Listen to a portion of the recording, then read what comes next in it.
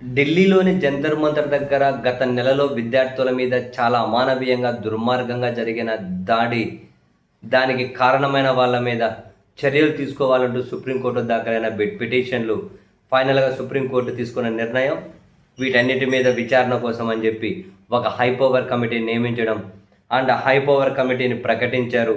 5 మందితో కూడిన high power committee. దానికి సుప్రీంకోర్టు మాజీ న్యాయమూర్తి తెలంగాణలోని మెదక్ జిల్లాకు చెందినటువంటి ఆర్ సుభాష్ రెడ్డి తాను ఆ కమిటీకి నాయకత్వం వహించబోతూ ఉన్నారు. ఆ కమిటీలో పంజాబ్ హర్యానా హైకోర్టు మాజీ ప్రధాన న్యాయమూర్తి justice Ravishankar zoo, Delhi high court మాజీ న్యాయమూర్తి జస్టిస్ శైలేందర్ కౌర్, సిబిఐ మాజీ డైరెక్టర్ రిషికుమార్ శుక్లా, మేఘాలయ మాజీ డీజీపీ ఎల్ఆర్ బిష్నోయ్ ఈ కమిటీలో సభ్యులుగా ఉంటారు.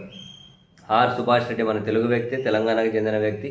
2004లో ఆంధ్రప్రదేశ్ హైకోర్టు శాశ్వత న్యాయమూర్తిగా నియమితులయ్యారు. 2016లో గుజరాత్ హైకోర్టు ప్రధాన న్యాయమూర్తిగా బాధ్యతలు చేపట్టారు. 2018 సుప్రీంకోర్టుకి వెళ్ళారు. 22 పదవీ విరమణ చెందారు.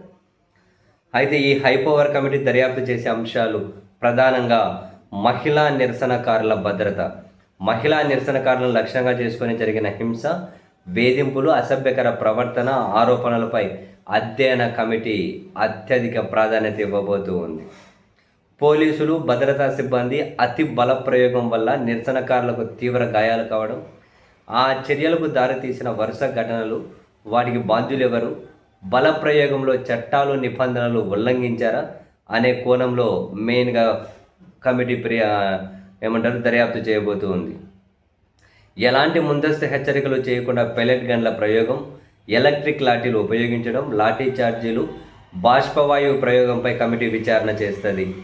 నిరసనకారులను అరెస్టు చేసేటప్పుడు లేదా బల ప్రయోగం చేసేటప్పుడు పోలీసులు, భద్రతా సిబ్బంది సరైన యూనిఫామ్, దానిపై కనిపించే విధంగా నేమ్ ప్లేట్ ధరించారా లేదా అనేది పరిశీలిస్తుంది.